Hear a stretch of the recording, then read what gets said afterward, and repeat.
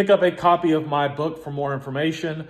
I am Jesus Christ. I have been anointed to rule over you as king at some point.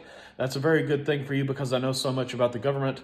There are prophecies that heavily imply that I'll be the next president of the United States.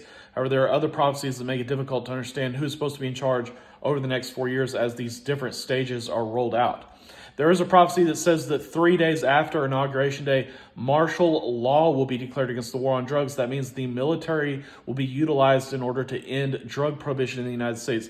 The prophecy also does state that the police will end up in jail for what they've done with the war on drugs. There is a prophecy that says that 42 months after inauguration, they will begin deporting all of the minorities. If they refuse to deport, then they will kill them in various ways, such as airstrikes, nuclear bombs.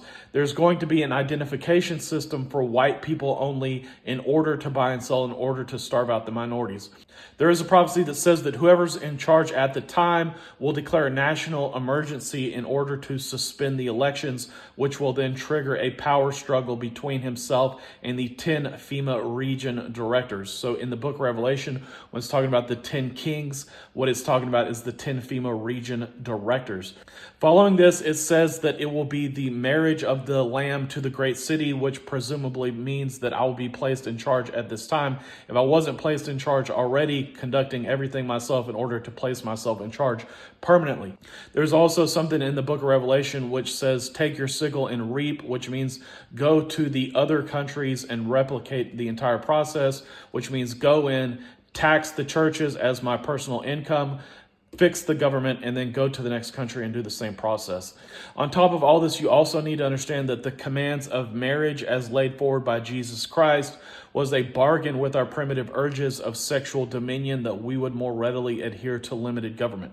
So in other words, I get to say this person is my wife. In exchange, subconsciously, I will more readily go along with limited government. So that's what Jesus was talking about with commands like go to the government and get a marriage certificate from the government, don't marry a divorced woman, all this different kinds of stuff.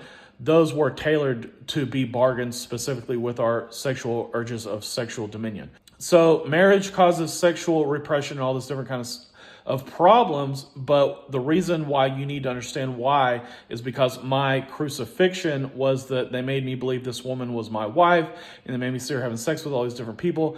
That was designed to subdue your willingness to continue proceeding with marriage. So when Jesus Christ was crucified, when he was killed and nailed to the cross, that was to subdue our willingness to proceed with the commands of Moses, which was to stone people in the head for different reasons, which was another bargain with their primitive urges of violence.